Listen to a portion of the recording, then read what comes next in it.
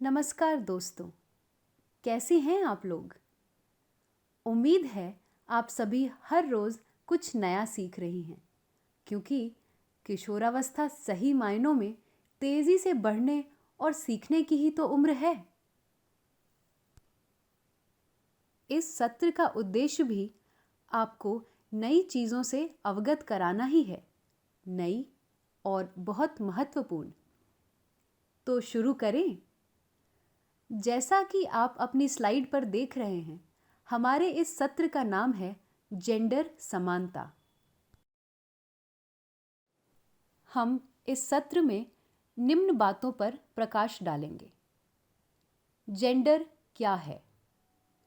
Gender आधारित रूढ़ियों, भेदभाव और हिंसा का मुकाबला करने का कौशल, सकारात्मक जेंडर भूमिकाओं का अभ्यास, जेंडर समानता और अधिकारों का ज्ञान, जेंडर मानकों का विश्लेषण, जेंडर आधारित भेदभाव और चुनौतियों से लड़ने की रणनीतियाँ। हम ये कैसे करेंगे? दोस्तों, हमने इस सत्र को 4 विभिन्न गतिविधियों में बांटा है, जिसमें हम जेंडर समानता संबंधित हर विषय पर विस्तार से चर्चा करेंगे। हमारी पहली गतिविधि है जेंडर क्या है? क्या आप में से कोई बता सकता है कि जेंडर या लिंग का अर्थ क्या है? सुगमकर्ता से मेरा निवेदन है कि वो ये स्लाइड पॉज कर बच्चों से जेंडर का मतलब पूछें। दोस्तों, जेंडर समाज द्वारा बनाया गया एक ढांचा है जिसमें लोग पुरुष, स्त्री या ट्रांसजेंडर के रूप में परिभाषित होते हैं। जेंडर का आपके जन्मजात लिंग से कोई संबंध नहीं होता। जेंडर को बेहतर समझने के लिए आप सभी को एक गतिविधि करनी होगी। आपके सुगमकर्ता आपको एक कागज़ देंगे जिनमें 2 कॉलम बने हैं, स्त्री और पुरुष। आप सभी को इन कॉलम में कुछ ऐसे शब्द लिखने हैं जो पुरुष से संबंधित हैं और कुछ ऐसे जो स्त्रियों से। मेरा सुगमकर्ता से निवेदन है कि वो ये स्लाइड पॉज करें ताकि बच्चे ये टेबल देखकर अपनी कॉपी या कागज़ में इसे उतार पाएं। अब अगर आप अपने कॉलम के शीर्षक की अदला बदली करें तो आपके लिखे कौन से शब्द नए शीर्षक से भी जुड़ सकते हैं? साथ ही क्या आप ये बता सकती हैं कि ऐसे कौन से शब्द हैं जो हम सिर्फ पुरुष या स्त्री के लिए ही इस्तेमाल करते हैं? अपने सुगमकर्ता के साथ चर्चा करें। और सुगमकर्ता से मेरा निवेदन है कि वे ये स्लाइड पॉज कर बच्चों से इन प्रश्नों के उत्तर लें। ध्यान दें कि जो शब्द स्त्री और पुरुष दोनों के लिए सार्थक हैं, वो सामाजिक कारक हैं, और जो शब्द सिर्फ पुरुष या स्त्री के लिए ही उपयुक्त हैं, वो जैविक कारक हैं। उदाहरण के लिए, संवेदनशील होना पुरुष और स्त्री दोनों के लिए सार्थक है, जो कि एक सामाजिक कारक है, लेकिन स्तनपान सिर्फ महिलाओं के लिए उपयुक्त है या दाढ़ी रखना सिर्फ पुरुषों के लिए उपयुक्त है। इन बातों को हम जैविक कारक मानते हैं। दोस्तों, लिंग और जेंडर के बीच का अंतर विस्तार से समझने के लिए नीचे दी गई टेबल को ध्यान से पढ़ें और दिए गए टेबल को पढ़ने के बाद यदि कोई प्रश्न हो तो सुगमकर्ता से पूछें या हमारी प्रश्न पेटी का इस्तेमाल करें। मेरा सुगमकर्ता से निवेदन है कि वे ये स्लाइड पॉज करें ताकि प्रतिभागी ये टेबल अच्छे से पढ़ पाएं। मुझे उम्मीद है कि आप सभी जेंडर के बारे में बहुत कुछ जान और समझ चुके होंगे। अब आपके सामने कुछ प्रश्न आएंगे जिनका जवाब आप आपस में चर्चा कर अपने सुगमकर्ता को बताएं। और मेरा सुगमकर्ता से निवेदन है कि वे हर प्रश्न के बाद स्लाइड पॉज करें ताकि बच्चे आसानी से ये प्रश्न पढ़ पाएं और उनके जवाब दे पाएं। तो चलिए शुरू करते हैं हमारी प्रश्नावली। जेंडर क्या है? यह लिंग से कैसे अलग है? जेंडर से संबंधित रूढ़ियाँ हमारे दैनिक जीवन को कैसे प्रभावित करती हैं? क्या समय के साथ जेंडर से संबंधित रूढ़ियों को बदला जा सकता है? यदि हाँ, तो कुछ ऐसी रूढ़ियों के बारे में विचार करें जिन्हें आप बदलना चाहती हैं। क्या आपको लगता है कि ट्रांसजेंडर लोगों को भी अन्य जेंडरों के समान अधिकार मिलने चाहिए? तो इस गतिविधि के माध्यम से हमने जाना कि जेंडर उन रूढ़िवादी विशेषताओं का वर्णन करता है जिन्हें समाज पुरुषों और महिलाओं के लिए उपयुक्त समझता है। समाज ने पुरुषों और स्त्रियों के लिए भूमिकाएं निर्धारित की हैं जिन्हें हम जेंडर रोल्स कहते हैं। जेंडर संस्कृति, समाज और देश के अनुसार भिन्न हो सकते हैं। जेंडर सामाजिक रूप से निर्मित होता है, इसीलिए समय के साथ इसे बदला जा सकता है। हम सब समान हैं और सबके लिए एक समान व्यवहार अपेक्षित है। अगली गतिविधि करने से पहले चलिए देखते हैं एक शॉर्ट फिल्म।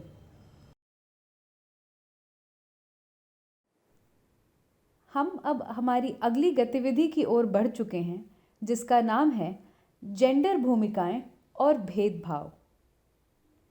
इस गतिविधि के माध्यम से हम जानेंगे कि कैसे जेंडर भूमिकाएं परिभाषित होती हैं जिनके आधार पर महिला और पुरुष को सामाजिक भेदभाव का अनुभव करना पड़ता है।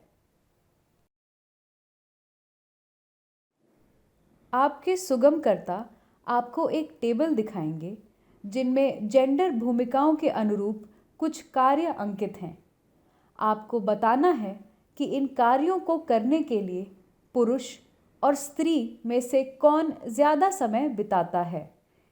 आप सभी अपने और अपने परिवारजनों के अनुभव बता सकते हैं। सुगमकर्ता से अनुरोध है कि अगली स्लाइड पॉज करें ताकि प्रतिभागी सही ढंग से दिए गए टेबल को पढ़कर इस गतिविधि में हिस्सा ले पाएं। इस टेबल को देखकर क्या आप कोई निष्कर्ष निकाल पाए दोस्तों?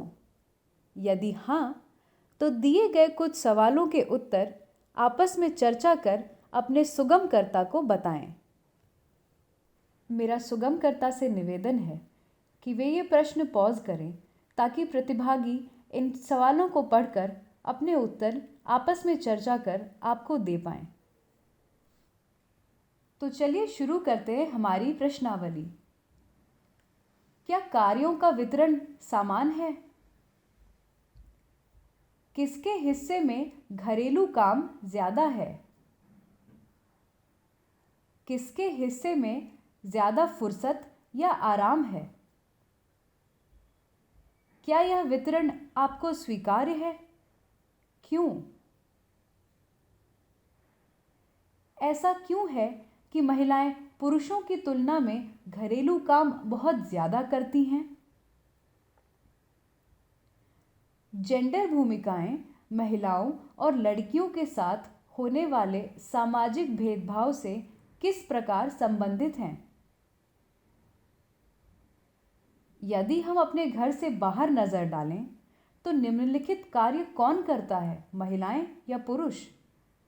ढाबा, होटल, मास्टर शेफ कार्यक्रमों में खाना बनाना या फिर ड्राई क्लीनिंग की दुकानों में कपड़े धोना और साफ करना। अधिकांश पुरुष ऊपर दिए गए कार्यों को अपने घर में क्यों नहीं करते हैं?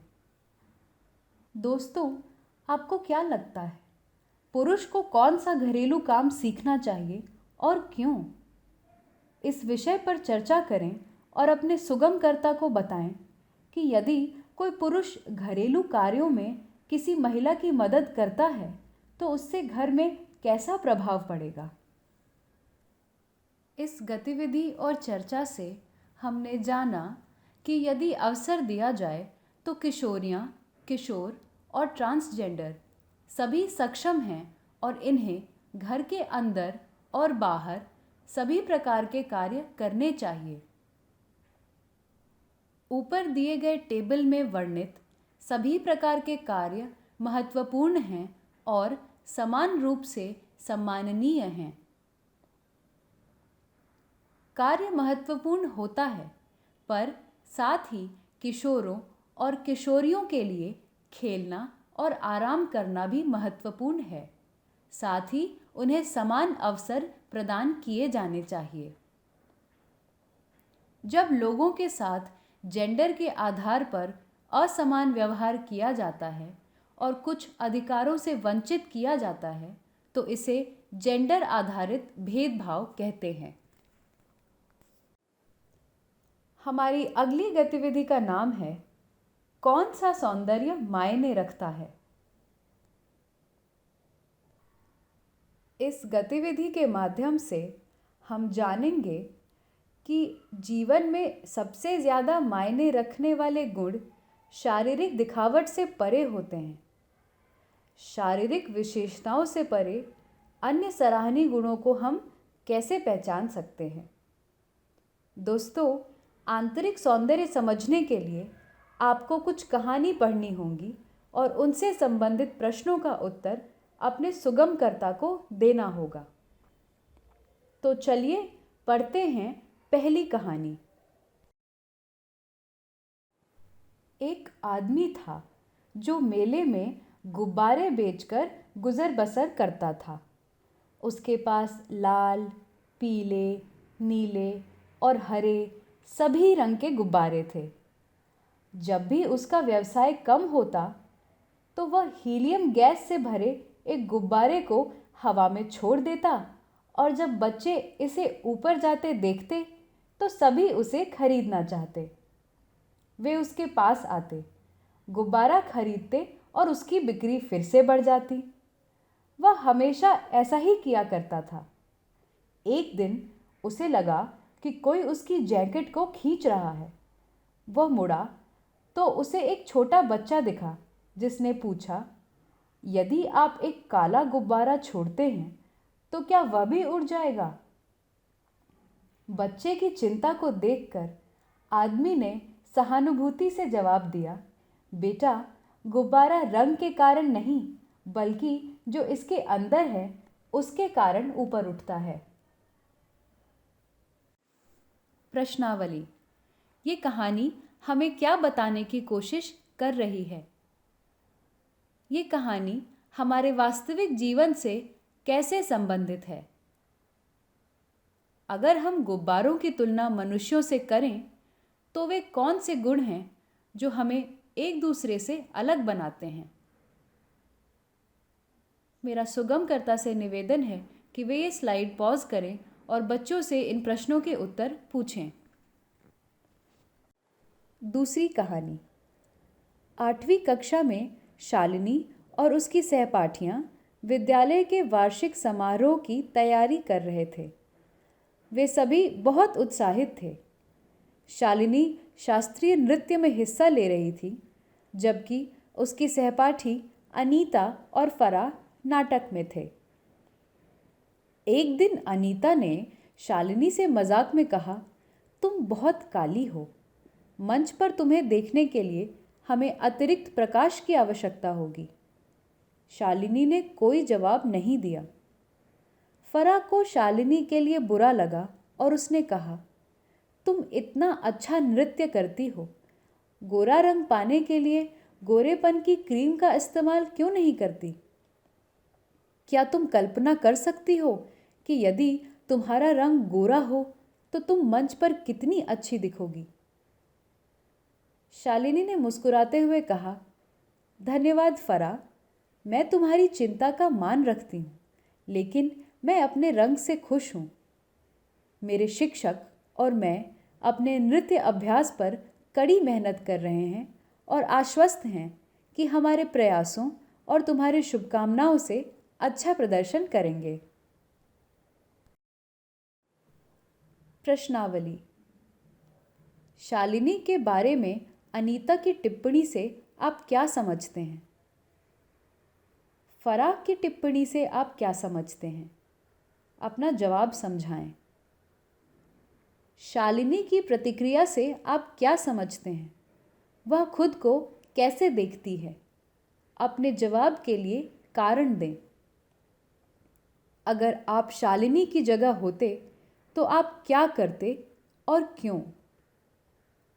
मेरा सुगमकर्ता से निवेदन है कि वे ये स्लाइड पॉज करें और बच्चों से इन प्रश्नों के उत्तर पूछें। तीसरी कहानी। कृष्णन कक्षा 7वीं में है। वह छोटा और पतला है। वास्तव में वह अपनी कक्षा का सबसे छोटा लड़का है। उसे फुटबॉल खेलना पसंद है, लेकिन उसे कभी भी अपने विद्यालय के दल के लिए नहीं चुना गया। वह काफ़ी तेज़ और कुशल है, लेकिन कोच हमेशा उसे यह कहते हुए खारिज कर देता है कि वह अन्य खिलाड़ियों से घबरा जाएगा जो उससे बहुत बड़े हैं। एक दिन सड़क के किनारे कृष्णन एक बंजारा दवा वाले के तंबू के बाहर एक विज्ञापन देखता है। एक तस्वीर में पतले कमज़ोर दिखने वाला लड़का और दूसरे में एक मांसपेशी चमकाता हुआ आदमी दिखता है। विज्ञापन का दावा है कि जादुई दवा इस परिवर्तन को ला सकती है। कृष्णन इस दवा को आजमाना चाहता है, लेकिन वो डरता है। प्रश्नावली। आपको क्या लगता है कि कृष्णन अपनी कक्षा के दूसरे किशोरों से अलग क्यों दिखता है? क्या कृष्णन एक अच्छा फुटबॉल खिलाड़ी बन सकता है? कोच के व्यवहार से आप क्या समझते हैं? जिस दवा का विज्ञापन किया जा रहा है, उस बारे में आप क्या सोचते हैं? क्या उसे ये दवा लेनी चाहिए? यदि आप कृष्णन की जगह पर होते तो आप क्या करते? मेरा सुगमकर्ता से निवेदन है कि वे ये स्लाइड पॉज करें और बच्चों से इन प्रश्नों के उत्तर पूछें। दोस्तों, इन कहानियों को पढ़कर हमने जाना कि इस उम्र में अपने गुणों, विशेषकर शारीरिक विशेषताओं के बारे में सोचना सामान्य है। हम सब के पास गुण भी है और ऐसे क्षेत्र भी जिनमें सुधार की आवश्यकता है, लेकिन सुधार तभी हो सकता है जब हम उसकी ज़रूरत को पहचानें। हमारे शरीर की स्वीकृति और हमारे अनेक गुणों की पहचान हमारे आत्मविश्वास का निर्माण करेगी और हमें जीवन में आगे बढ़ने में सहायता करेगी। स्वयं के शरीर के बारे में नकारात्मक सोच या दूसरों को उनके शरीर के बारे में नकारात्मक महसूस कराना लोगों पर प्रतिकूल प्रभाव डाल सकता है। स्वयं की एक नकारात्मक छवि शरीर और मन को नुकसान पहुंचा सकती है, जैसे अत्यधिक खाने से परहेज करना, व्यायाम करना और सौंदर्य उत्पादों का उपयोग करना जो हानिकारक हो सकते हैं। स्वयं के बारे में सकारात्मक सोच और सकारात्मक गुणों पर ध्यान देने से आत्मविश्वास में वृद्धि होगी और परिपूर्ण जीवन जीने में हम सक्षम रहेंगे।